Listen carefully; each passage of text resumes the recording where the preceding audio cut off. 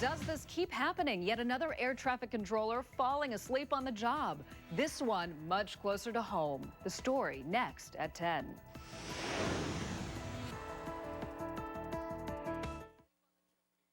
This is the Fox 13 10 o'clock news. He leaned over the side of the boat to get the fish, and it flipped over. A father-son fishing trip turns tragic. The boat tips over and the dad drowns. Good evening and thanks for joining us tonight. I'm Deborah Bowden. First on Fox, a father-son fishing trip turns fatal after a boat capsizes in a Polk County lake.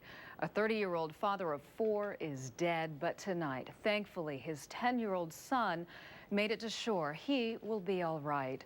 Fox 13's Anthony Miller has been following this story all day long. And Anthony, such a tragedy here. What do we know about this victim? Well, Earl McAlpin's mother told me her son loved to be with family and he enjoyed the great outdoors. Well, he was doing both when that unfortunate accident cost him his life. He was a good person. He was an absolutely wonderful person. Minnie McAlpin says her son lost his life doing something he loved. He loved fishing. He loved any outdoors. He fished lots of times. He go fishing everywhere. 30-year-old Earl McAlpin Jr. was doing just that Saturday morning.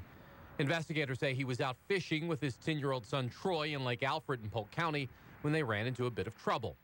Troy told his grandmother Earl had caught a fish and was trying to reel it in. He said his dad was pulling in a fish, and he said, "Dad, don't lean over the boat." He leaned over the side of the boat to get the fish, and it flipped over. Troy was able to make it. When the boat flipped over, he swam and got his life jacket and put it on in the water and took off his shoes, and he swam to shore. Earl wasn't as lucky. His body was found in the lake at about 4:30 Saturday afternoon. He leaves behind a wife and 4 children. He was a good father, a good husband. He loved his family. He loved his brothers, and he loved everyone. Minnie was surrounded by family when she got the news her son was dead. Now she will turn her attention to the last person to see Earl McAlpin Jr. alive, his 10-year-old son. I know he's gonna have some hard times. I know we got to get him some therapy, but I believe he's gonna be all right. The family will go on and honor the memory of a man they all love dearly. That's what kind of person he was, a good-hearted, loving person. That's what kind of person he was. Now I'm told Earl McAlpin did a lot of fishing in Lake Alfred over the years, and even though I was told he's a very good swimmer, his family tells me Earl was not wearing a life jacket today. Deborah? All right. Thank you very much, Anthony. Also tonight, one man drowns when a boat carrying 4 men capsizes out in the Gulf. The boat had engine trouble right around 3 o'clock this afternoon, about 11 miles off of Newport Richey. Florida Fish and Wildlife says they threw an anchor into the water, but a wave crashed over the boat and the boat capsized. The life jackets floated away before they could put them on. A charter vessel in the area rescued them. Well, we pulled anchor and we were heading in from our day of fishing, and about 30 minutes on our way in, we heard someone yelling for help from the water. Well, the charter boat was able to pull the men onto their vessel, but unfortunately one of the men, Richard Green of Newport Richey, died. A teenager is credited with staying with his body in the water until more help could arrive. We're waiting on an official report from the Coast Guard, which was called out to the scene. Another air traffic controller was caught sleeping on the job, this time in Miami.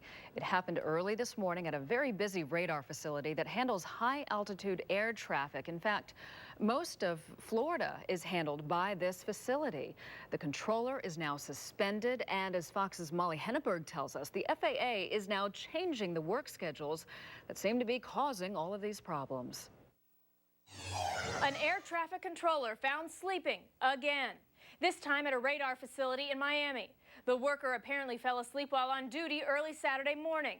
The Federal Aviation Administration says the incident was reported to a manager by another controller, though in this case, a preliminary review of air traffic shows the snoozing controller did not miss any calls from aircraft.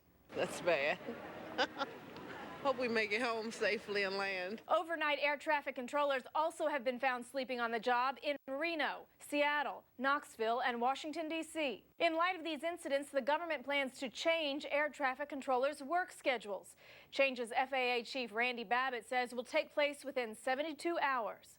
In a statement, he also says, quote, "We are taking important steps today that will make a real difference in fighting air traffic controller fatigue, but we know we will need to do more. This is just the beginning." The FAA already had decided to end the practice of single staffing airport towers across the country. But some critics say more does not necessarily mean awake. We have plenty of air traffic controllers. They're well paid.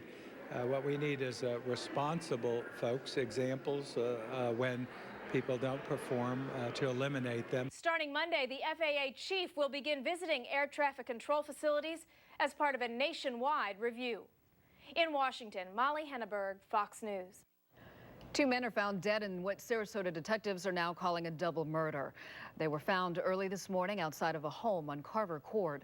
Investigators say both men are in their 20s, but that's really all they're saying at this point. No word on a motive or whether there are any possible suspects in this. Anyone who knows anything about the case is asked to call the Sarasota Police Department. And from broken to back to business, a popular fruit stand in Hillsborough County is up and running again after it was demolished by last month's tornadoes. As our Josh Cassio reports tonight, all of this is thanks to the hard work and the support of friends and neighbors. Few would have blamed Jeff Wolf and his brother for giving up on their 3-year fruit stand business after what happened just a little over 2 weeks ago. My heart sank, you know, I was not expecting that much damage. You see it on TV all the time, but when it hits home, it's a whole different game. Located at the corner of 301 and Bloomingdale in Riverview, Wolf's produce market was blown down by those big bad storms and tornadic winds. The business that put food on his table in shambles. Basically, we were down to the dirt and the counter, and our big 1 cooler made it. Everything else was gone. The total loss of produce and equipment reached close to $20,000. That's not to mention thousands in lost revenue. But Jeff and his brother didn't spend long feeling sorry for themselves. That's not my nature to lay down and cry about it. You know, you lick your wounds, you get back up and do what you got to do. The next morning was a brighter day. Appreciate you coming in. Thank you so much. I probably had 30 to 40 friends, family members, buddies that had taken off work, and just general strangers came up to give us a hand. And less than a month after losing almost everything, bushels of bananas, rows of tomatoes, and plenty of pineapples fill the new stand. It's actually larger than it was before, marking the grand reopening, a ceremonial ribbon cutting. Say stop in the wolves. I put it in my schedule. I've got a lot of other things to do today. I didn't have family from out of town, but I said, no, I'm going to come to this and support this because they're family as well. They've been faithful to come and rebuild, and so we need to help them. Like the sign says, sometimes you've got to dust yourself off, which is exactly what the Wolves and their customers have done. Thank you. Enjoy. And for some, that's reason to celebrate. Shake it for me now. Josh Cassio, Fox 13 News. Shake it for me. Yeah, that's the happy dance. Jeff told us that he knew he'd reopen at some point. He just is really surprised at how quickly it all came together. And as part of their grand reopening, he offered free lunch to everyone stopping by.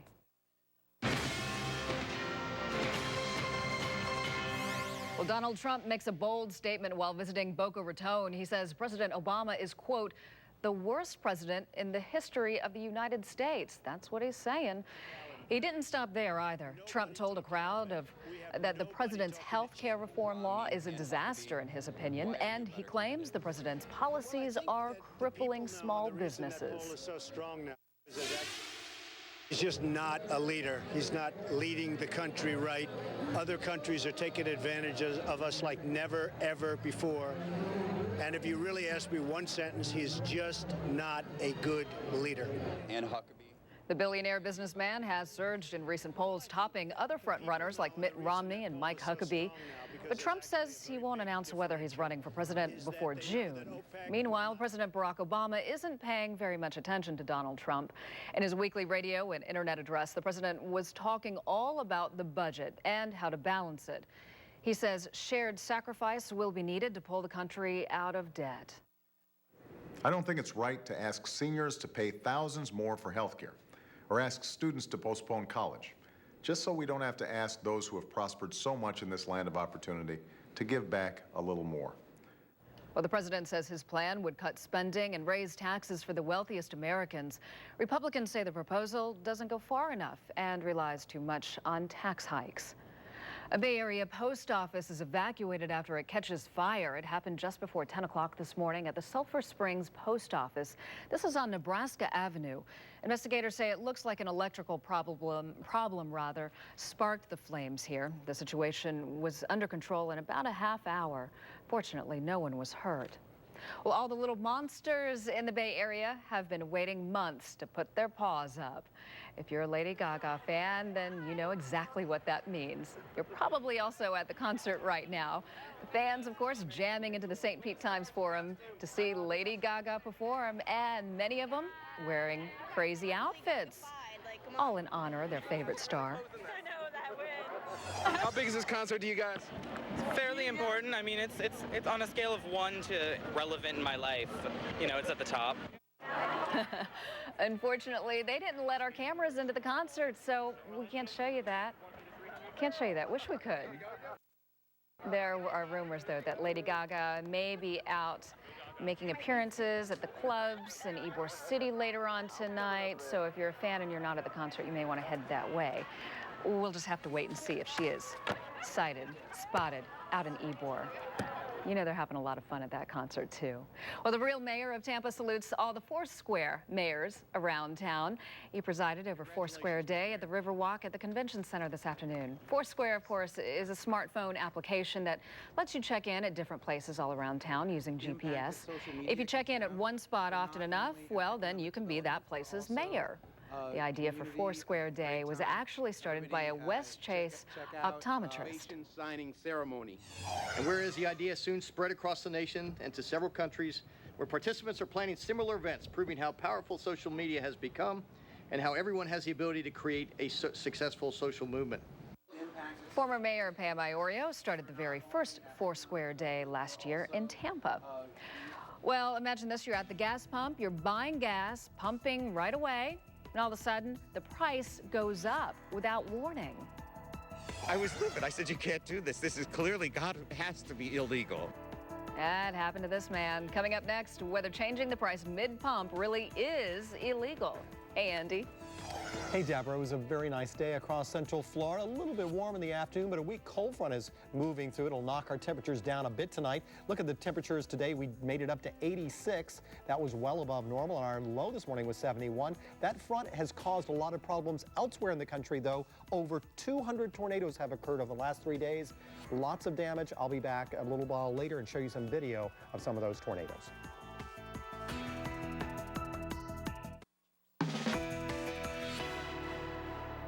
Five states and Washington, D.C. have gas prices averaging higher than $4 a gallon, higher than $4.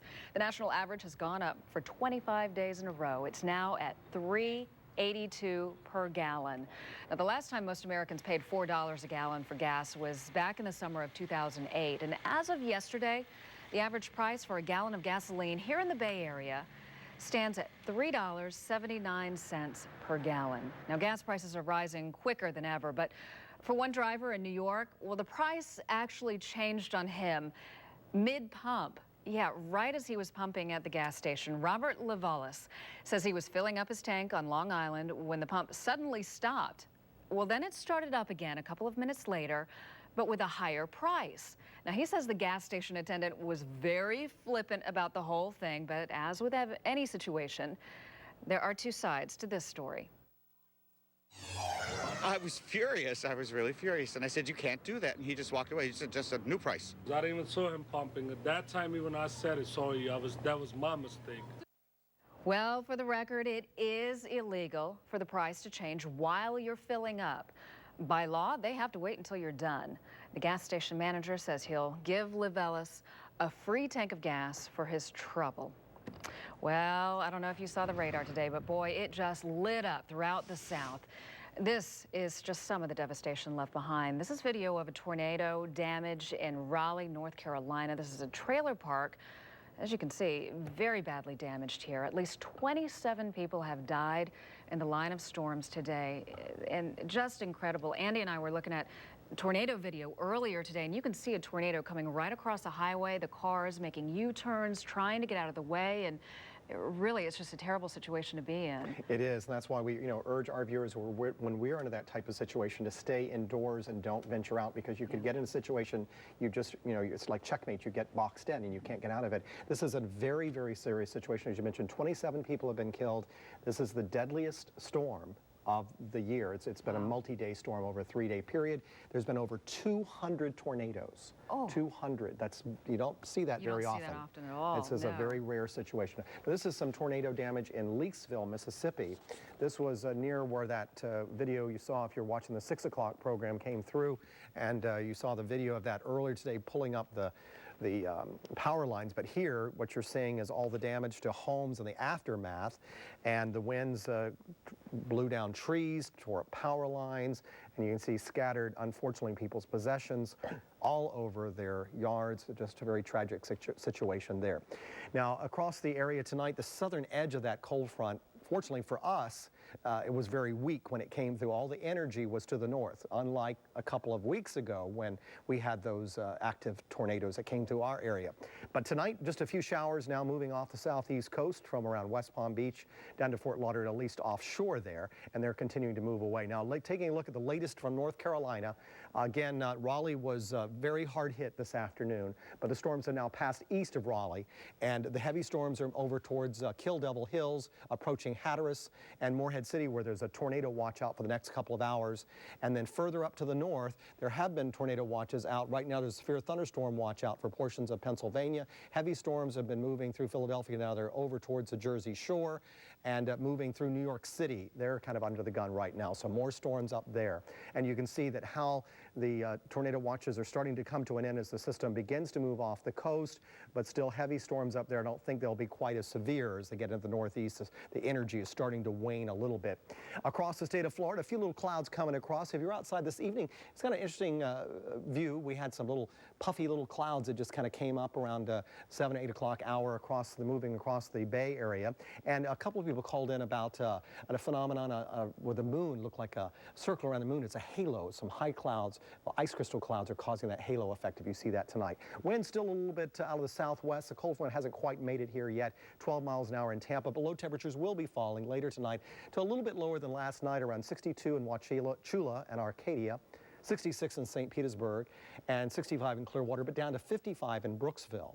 And as that front comes through later on tonight, it'll be moving to the south. It's kind of run out of steam, so I'm not expecting any showers with it. But by tomorrow afternoon, even behind the front, it's still going to be warming up in the 80s. We'll actually be above normal, even though we have a cold front coming through. So 83 in Tampa, up to 87 in Sebring. Right now, it's still 73 at Lecanto, 77 at Brandon, and Ellington has 77. Also, you can see that as this front comes to the south, we'll experience a little bit drier weather. A live view from our Grand Court camera shows a beautiful view of the Bay Area, and those are those little cute little clouds that are about 300 or 400 feet up in the air that are moving across the area tonight. Gradual clearing tonight, low temperature down to 63, sunny and dry tomorrow, 83 for the high. Monday warmer up to 86. Winds out of the southwest becoming northwesterly behind the front at 15 knots. Small craft advisors use a little bit of caution if you're going to be out boating. High tide at 2:31 in the morning. And here's the 7-day forecast. After a little bit of a dip in the temperatures, first thing on Sunday, we're going to gradually warm up and be above normal for the rest of the week, but no rain. Deborah? All right, thanks a lot, Andy. Well, the big royal wedding between Prince William and Kate Middleton, just 2 weeks away, almost here. The place where the ceremony will take place, well, it has a lot of history, a lot of it. Coming up next, the shared past between royal weddings and Westminster Abbey.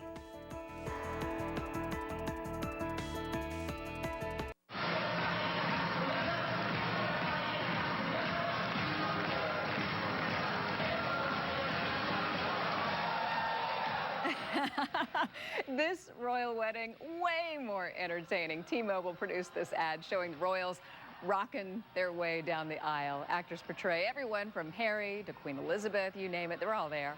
Of course, the royal couple, right there, William and Kate. Turning back to the real wedding plans now, yeah, the real wedding isn't going to look like that one. Prince William and Kate Middleton chose London's Westminster Abbey for the ceremony, and it's large enough to hold the more than 2,000 people on their guest list. As Fox's Rick Folbaum explains, the Abbey has quite a royal history. It's steeped in almost 1,000 years of tradition. Now, London's Westminster Abbey is about to mark a new and historic chapter in its legacy. Prince William and Kate Middleton are not the first royal couple to say their I do's inside the iconic church. Nearly 100 years ago, in 1919, Princess Patricia of Connaught married Commander Alexander Ramsay. 3 years later, Princess Mary, the daughter of King George V, wed Viscount Lascelles. In 1923, Mary's older brother, Prince Albert, the Duke of York, and future King George VI, walked down the aisle with Lady Elizabeth Bowes-Lyon, perhaps better known as the Queen Mother. Massive crowds cheered at a glimpse of the newest royal couple waving from a balcony. Mary and Albert's brother, Prince George, the Duke of Kent, also said his I do's in the picturesque Abbey, tying the knot with Princess Marina of Greece and Denmark in 1934. In 1947, Princess Elizabeth, the future queen and eldest daughter of King George VI, walked down the aisle in an elaborate ceremony in which she married Lieutenant Philip Mountbatten. More than a decade later, people filled the streets of London trying to get a glimpse of the Queen's sister, Princess Margaret, taking a horse-drawn carriage to the Abbey, where she tied the knot with Anthony Armstrong Jones, the future Earl of Snowdon. In 1963, Princess Alexandra of Kent wed Angus Ogilvy. Queen Elizabeth II's only daughter, Princess Anne, followed her mother's footsteps at Westminster Abbey, where she wed Captain Mark Phillips in 1973. Surprisingly, Edward and Charles, who is next in line for the royal throne, did not get married at the Abbey, but Prince Andrew did. The Duke of York wed Sarah Ferguson at the famed London Abbey in 1986. The current structure was built in 1245. An estimated 2.6 billion people all over the world are expected to watch when Prince William and Kate take their turn at history. Rick Folbaum, Fox News. Well, if the fighting doesn't end soon in Libya, the U.S. may decide to step in. And that would put taxpayers on the hook. Next, we crunch the numbers to study the cost of Libya. Rebels are sending in reinforcements to the Libyan town of Ajdabiya. Lines of armed trucks are on their way to fight. The rebels are desperate to keep their momentum going, especially in the important oil-rich towns. NATO airstrikes are helping the rebels secure their position. But at this point, there's no end in sight to the conflict, and that means American taxpayers may eventually have to pay for the effort. Fox's William Lejeunesse takes a look at how much that would cost us. As missiles fired on Libya last month, the cost to U.S. taxpayers soared. Almost 200 Tomahawks, $1.5 million each. Operating a fighter jet, $10 grand an hour. Almost 500 one-ton warheads, $40,000 each. One downed F-15, $30 million. Maybe we ought to think about all of these things before we start blowing things up, because that seems to be what we've been doing lately. We blow something up, then we go back and rebuild it.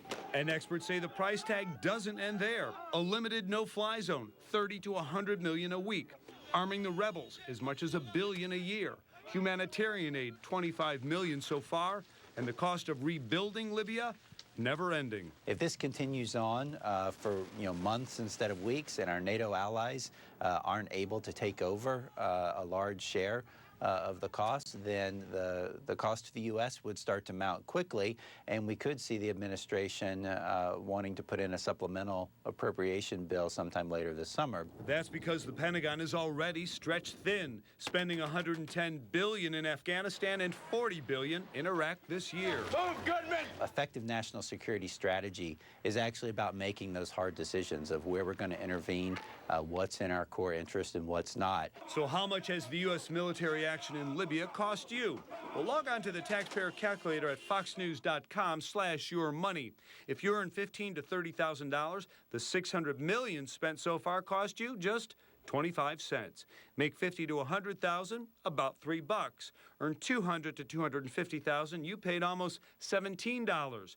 If you make $250,000 or more, nearly $75. While it's impossible to put a price tag on human life because of the current stalemate in Libya, Britain and France want the U.S. to re-engage in combat operations and use our ground attack A-10 tank buster.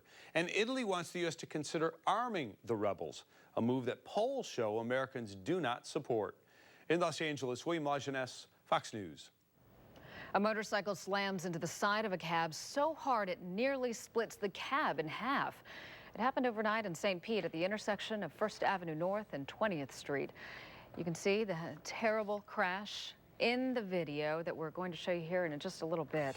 Police say the 22-year-old William Moore III driving this motorcycle, he was killed in the crash.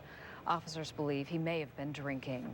Well, the housing market is improving in Arizona, but in an odd way. Next, why people are coming down all the way from Canada to buy houses in the state. We'll tell you straight ahead. There's a new breed of home buyers in Arizona. They're plopping down a lot of money, but they're not who you might expect.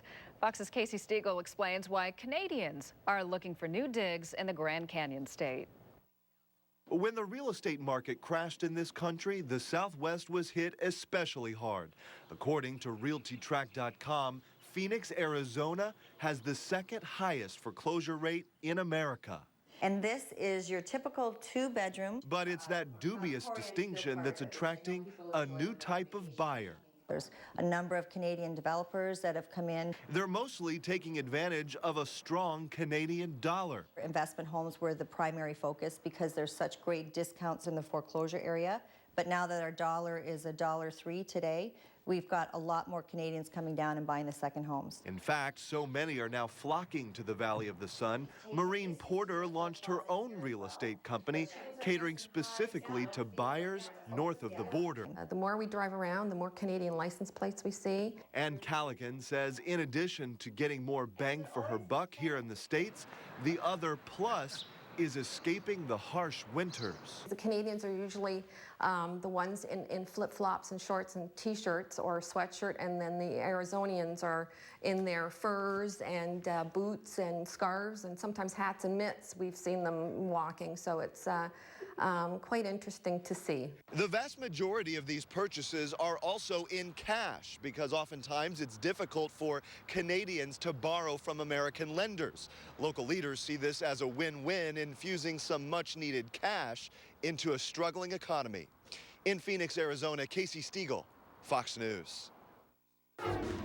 Consistency pays off for a new leader in Lutz. The latest from the Outback Pro-Am in sports. Plus the Rays win a 5th straight game. Another walk-off win at the Trop. Dramatic finish next in sports. And Johnny Damon is the man of the... What is banned in some schools is required in the one we'll visit Monday morning. It's a Pasco High School that fully embraces smartphones, MP3 players, and laptops to pencil, paper, and library books. Also, Charlie's at the Forum to cheer on the Lightning in the playoffs. Our medical help, too, is coming up with our doctor on call, so get up with Good Day. Bright and early Monday morning on Fox 13.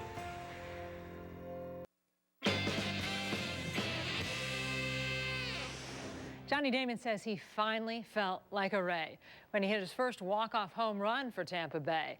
That was Thursday, Game 1 against the Twins. B.J. Upton delivered the icing, sealing the moment with the shaving cream pie in the face. Well, Johnny, he certainly feels at home by tonight. Game 3 of 4 this afternoon, Twins at the Trop, the national game on Fox. Jason Kubel gets the game going for the Twins in the second. Kubel takes Jeff Neiman yard. The solo shot makes it 1-0 Minnesota. In the third, the Rays turn it on. Superman Sam Fuld plays the Ray way, hits the sac fly. Casey Kochman motors home for the score. Tampa Bay on the board, Minnesota up 2-1. Fifth inning, 2 Rays on, no outs. To borrow a line from last season, the Rays have got to move the man over, get the man in. Reed Brignac strikes out. Then Johnny Damon takes his shot. Not going to happen thanks to Luke Hughes. Hughes with the diving stop, and Rays leave him stranded. 8th inning, the Rays keep up the fight. Matt Joyce gets the offense going, finds the gap. Brignac hustles in for the score. Twins up by just 1 now. So here comes the late game drama. The Rays thrive on this. Bottom of the 9th, Ben Zobrist hits the long ball. The solo shot ties this up 3-all. And the Rays, well, they keep on pounding. Bases loaded. Johnny Damon does it again. Drives in the winner. B.J. Upton scores for the walk-off win. Rays swarm home plate. The Rays win their 5th straight, 4-3 this final. And at this point, Damon, He can make up whatever words he wants. The king speaks. You know I stutter some, right?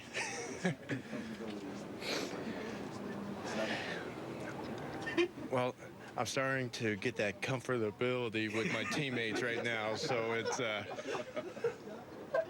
you know, they're counting on me, so being able to be and have that comfortability is great. I mean, this is exactly what we needed coming back home. We knew the crowds were getting a little scarce, and you know, some doubt was creeping, but there's never been doubt here, and you know, I'm just proud with the intensity the guys have been playing all 9 and sometimes 10 innings. Comfortability. I like it.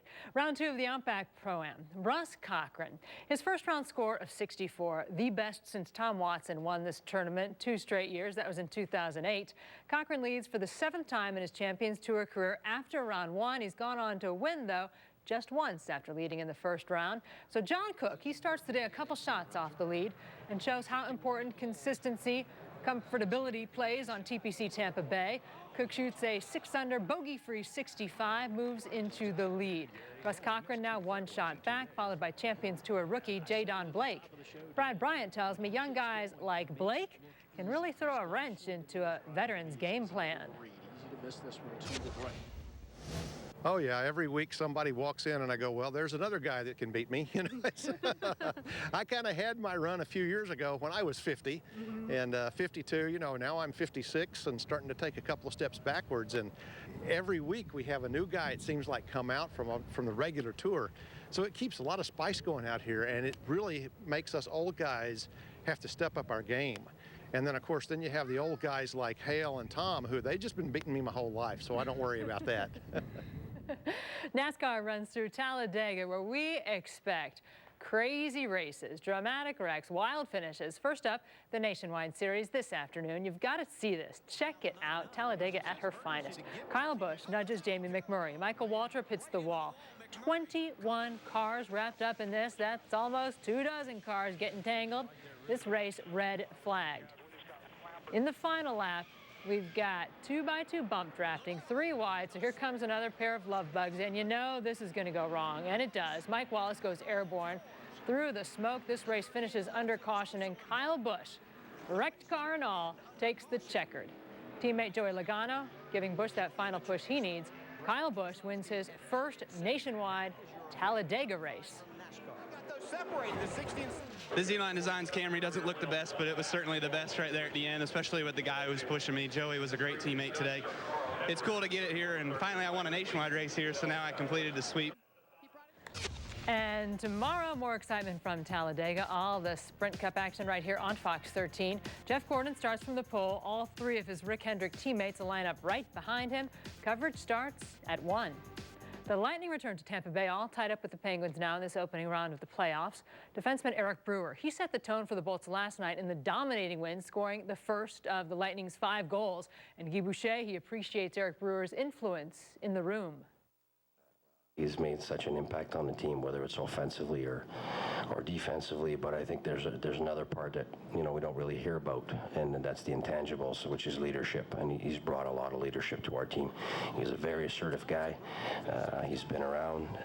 He's very clear about you know, what the players need to do, and he voices his opinion. So that's something that I wasn't expecting.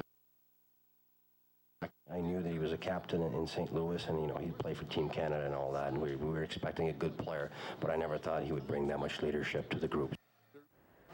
High expectations as the Bolts bring momentum back to home ice at the Forum Monday night. This series, again, all tied up 1-1. We hear limited tickets do remain for Game 3 and Game 4. Game 4 plays out Wednesday night. Both games should eventually sell out.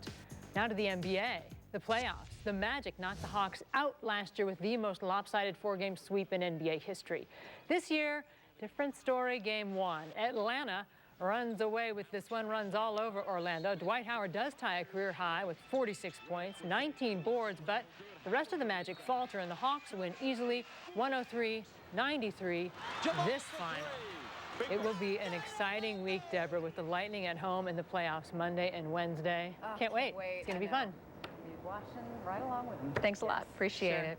Well, you know what? Action star Nicolas Cage arrested on the streets of New Orleans. That's right. Coming up next, what police say he was doing that landed him in jail not on one, but two different charges.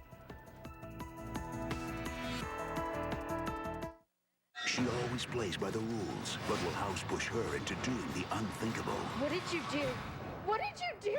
House. Monday at 8 on Fox 13. Fox 13 News is brought to you by St. Luke's Cataract and Laser Institute. And now, Fox 13 meteorologist Andy Johnson with your Sky Tower Omni forecast. It's been a terrible day across much of the Carolinas, and now the storms are moving to the northeast. There have been over 27 deaths over the last 3 days with these tornadoes that have come through the southeast, and now it's affecting the northeastern states.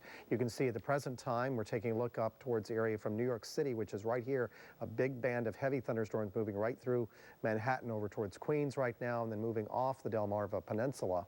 And taking a look a little bit further south, there are a few little showers off the Florida coast, but those are moving away as a weak cold front's coming through here. It's the same cold front, but it's a lot weaker down over Florida than it is further north. A little bit further north also, you can see that North Carolina, which was hard hit earlier around the Raleigh area, now the storms are moving off the coast there near Hatteras and Morehead City, moving off into the Atlantic.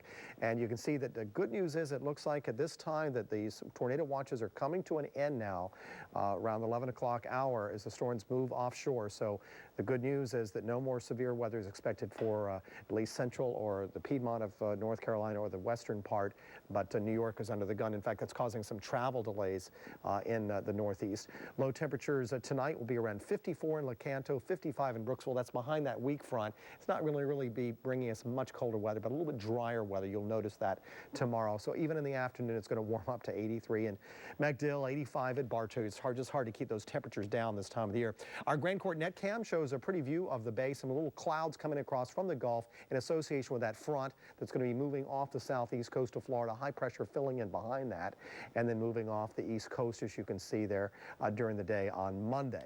A little bit closer to home right now, it's 75 in Brooksville. The temperature starting to fall at Cedar Key now, where it's down to 64. 54 in New York with all that heavy rain and some delays around New York tonight airport. You can see the front moving into the northeast. That'll continue to move towards the southeast over Florida as well.